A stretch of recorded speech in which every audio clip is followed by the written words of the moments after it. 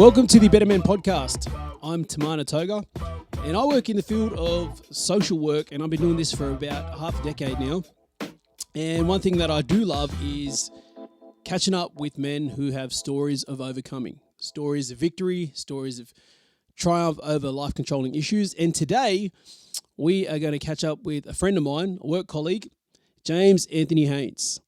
And he's going to give us an insight into what it was like diving into his world of addiction and overcoming what he's overcome.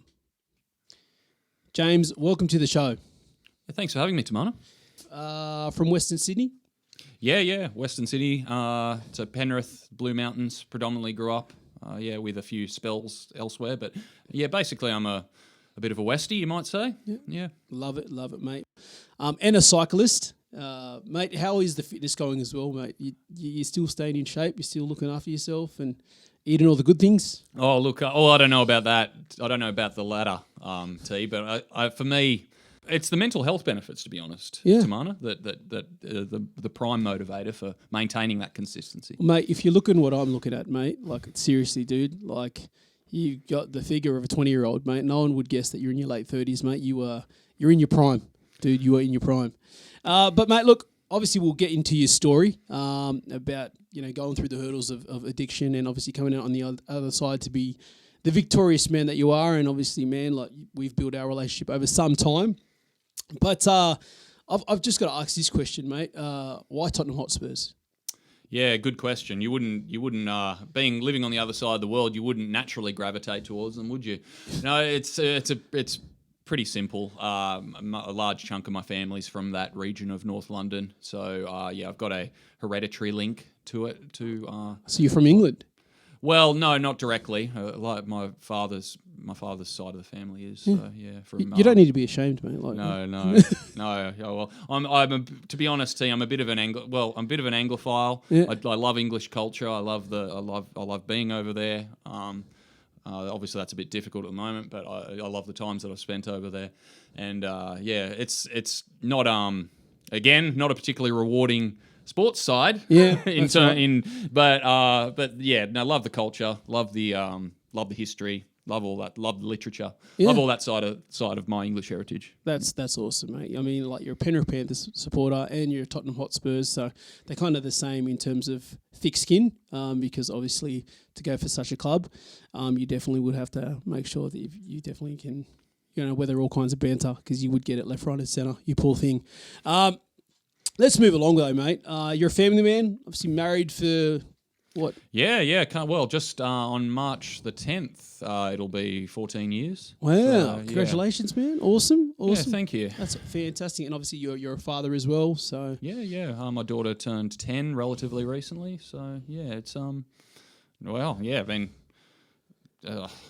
can I say? A spectacularly rewarding period of my life. Now, James, you've gone from client to caseworker. But tell us, where did addiction start for you? Where it started, well, that's the thing. And this is only relatively recently that I kind of was able to put some of the pieces together about where it started, and where the roots of it lay. And I'd trace it back to my for lack of a better word, lack of better terminology, broken home, family, dysfunctional family. All my family, they're great and everything, but they're just there was just internal dysfunction and internal breakdown that hit me really hard at a very vulnerable age. Right. Yeah. So when I look back, I still have a certain nostalgia about my childhood, but I don't see it as a great time, to be honest, Tamana. So that kind of, I guess you could tentatively put some roots in there, but more as I further, this is going to sound a bit abstract, but I think it's a bit as true as any other factor that saw me down the path of addiction was just being lack of direction, having no, if you'll excuse the pretentious phrasing, having no existential purpose, not knowing not having any sense of significance. Yeah, talking about identity, right? Yeah, absolutely. I mean, and even though on any sort of rational level, you'd say I had everything. I had a loving family, and a loving family and a decent job. But at the same time, I lacked purpose because there was a sense of philosophical nihilism. And now, for those, and what I mean by that is that there was a sense of meaninglessness in the universe. But I guess I didn't know my place, even though I was a father and a husband. That was about where it ended. And whilst I believe maybe I don't know if it's a lack of my own. I don't think it's a lack of my own character, because I know that nobody should be condemned for falling into having difficulty surrounding this issue. But I suppose I didn't. I guess there was a lack of appreciation for what was around me, and a lack of appreciation for my own existence and my own significance, simply because it was lost upon me. What was your addiction that you were dealing with?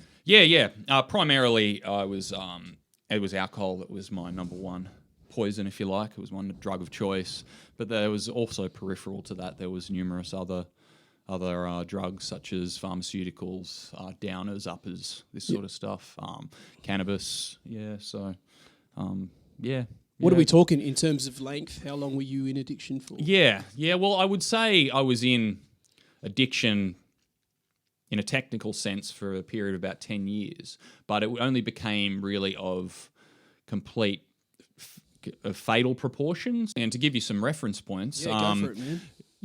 Things like being hospitalised, having a perforated bowel, coming very close to death, having blood transfusions.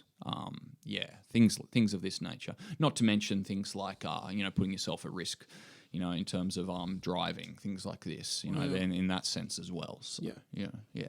When did you decide? Okay, enough was enough. Was it more the challenge of? Was there an intervention, or we talking family kind of said, "Hey, mate, this is the ultimatum. You get help, or you're on your own."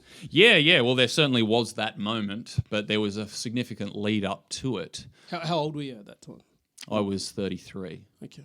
So leading up to that event, to that intervention, if you like, there was, numerous other ultimatums that there were things like, you need to stop drinking, you stop using, this sort of thing, and just the dishonesty that I pushed that back with, that I appeased that with. So just trying to hide the extent of my addiction. I don't think I don't think anybody was under any significant illusion that I had issues. That's for sure. But I think to some degree, at least, I hid the full extent of my addiction, to the extent that I couldn't be unequivocally accused of it, and so that kept it at bay for me to continue along until my addiction was ultimately exposed. The extent of my addiction was ultimately exposed, and yes, I was kicked out of home. And if I was when you say hide, what do you mean? Like, give us an example. Yeah, absolutely. Well, yeah. So, it wasn't that long ago that my wife found one of my a bottle of vodka in the house, for example, like an empty bottle of vodka. So, so it was just a matter of of drinking on the sly, this sort of thing, and pretending as if everything was hunky-dory, that I was completely normal, even though, and I guess I got to a point where I could hide my inebriation to some extent, but, I wasn't really fooling anybody except myself. And all my family really needed, my wife and my family needed, was that confirmation that, they were what they suspected. And then, the ultimatum came, look, you got to get significant help, comprehensive help. Did it help when family knew that obviously everything's come out in the open now, and did that help you to make the decision that I need help, or was it something you still kind of had resistance against? Like, no, I'm fine. Well, I was under the illusion that I could probably, it's crazy when you look back upon this, but I kind of was under the illusion that, all I needed was a detox, a few days in detox, and I'd come out, I'll be fine. But, my wife, for example, who's a much smarter individual than I am, much wiser individual than I am, knew there was no... They all are, mate. They all are. Knew there was no quick fixes to this. and she knew what I needed better than I did, certainly. So no, there was significant resistance. It's not that I didn't want help, even though I was pretty ambivalent about it. I wasn't sure that I wanted to give up, but at the same time, I knew I couldn't continue. I was on the road I was headed for an early grave. I knew that, but at the same time, I didn't know how to go about or want to quit and give it up. So I suppose it was either, I suppose ultimately my will to live did win out to some extent, but equally it was the result of not wanting to lose, everything I love as well. For you, James, though, to continue on the road to recovery, how did you realise things are changing for you for the better? When did it become apparent? Yeah. I guess one reference point I often cite in the very early stages was a certain emotional resilience I built up when I was in addiction. I was a very emotionally frail, very extreme, hypersensitive. So any sort of setback, any kind of challenge I had on an emotional level, would hit me for 6, and then I'd run to the bottle and to cope with it. I suppose once I started to acquire the tools which were able to give me some emotional resistance and able to cope with the difficulties, the natural organic difficulties that life represents, then I was quite surprised with how effective they were.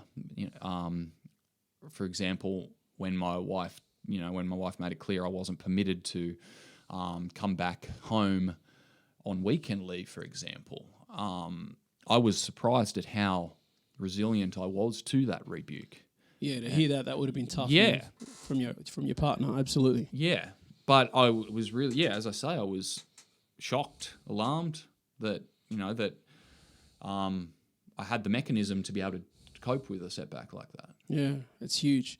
So obviously you completed the 12 months, and then you decided to do the grad program, the internship. Was there ever going to be the prospect that you would ever stay in this field and become a caseworker? Was that something you always aimed for? No. I suppose it wasn't something that I was aiming for until it sort of emerged directly in front of me. I suppose what my plan was when I was in the internship was to, hopefully, the best case scenario in my mind was to get a part-time job working here, something that I could support myself with, find a place, because it was by no means certain that I was going to go home at that stage, back to my wife and daughter. So the best case scenario in my mind, was that I'd get some part-time work, I'd go back to studying history, do my Masters of History, and become a teacher ultimately. But the way things converged, the way things panned out was that I was given the opportunity to work in a field that I could never have anticipated, not only anticipated doing, but appreciating to the extent and getting the satisfaction and rewards that I have out of. And in addition to that, through doing that, through staying the course here at TC and becoming a caseworker, that was a good sort of bridge for me. Probably you won't necessarily see why. It'll take further explanation, but it was a good bridge for me to rebuild my relationship with my family as well. And I found it a really good vehicle for be able to rekindle my relationship with my wife and ultimately move back home. So good. So and now, man, how are things looking now? So obviously this was like 3-4 years back. And things have progressed a whole lot quicker now. I remember you, James, when you came in the program, but now the guy that's sitting across from you, mate, is completely, you're transformed. You're a living, breathing miracle, mate. But what would you say has been the biggest reward coming out of that whole season? And, would you say there are still temptations and that there are still, you still have your battles and your demons to fight? Yeah, absolutely. And one thing that I probably neglected to share, a significant component of that led me down the path of addiction that I neglected to share earlier was my anxiety, depression. Whether that's from genetic disposition, or it's environmental circumstances that have made that a part of my life. It's still something that's that affects me. And in terms of temptation, earlier last year, I was inflicted, or I went through some of the worst depression I'd ever experienced in my life. And through that period, this might seem crudely simplistic, but I guess I don't have any other way of putting it. I guess it's the most accurate way of putting it, is that through that period, I never seriously considered using, simply because it was a simple maxim I laid out for myself, and that was, there's no problem in the world that can't be made worse by drinking and using. So, man, let's wind the clock back. If you could tell James Haines 4 or 5 years ago, or even wind the clock back before you even, before things got a bit crazy for your life, a younger version of yourself, if you could tell him anything or give him advice, what would you say to him to avoid how your life kind of took the trajectory it did and ended up where it did? Or would you? Or are you thankful for? Well, yeah, that's a good question, because I am thankful, like as we're taught in the 12-step philosophy, that we're to be grateful for being in recovery, not only because we're recovered, or not only because, or we're grateful recovering addict, rather, not only because we're recovering, but also because the experience is a heavy component of who we actually are. But so there's that element of it. But at the same time, yeah, obviously you have your regrets. You have your you wouldn't do things the same way if you had your time again. The insight that I'd like to provide to a younger version of myself is that not everything's as it seems. Not everything's as depressing and dark as it may seem. But you've got to search and work for that to, it's out there. That wonder is out there, but you've got to search for it. You can't fall back on your nihilistic self. You can't surrender to that and just succumb to it. You've got to get out there and search for it. Search for that meaning, search for that significance. That's awesome. James Haines, thank you so much for coming on the Better Men podcast. Mate, for our first guest, mate, you absolutely smashed it, and we're thankful and grateful for your story. Stay tuned and keep following us on the Better Men podcast channel. Thank you. Thanks for having me, T.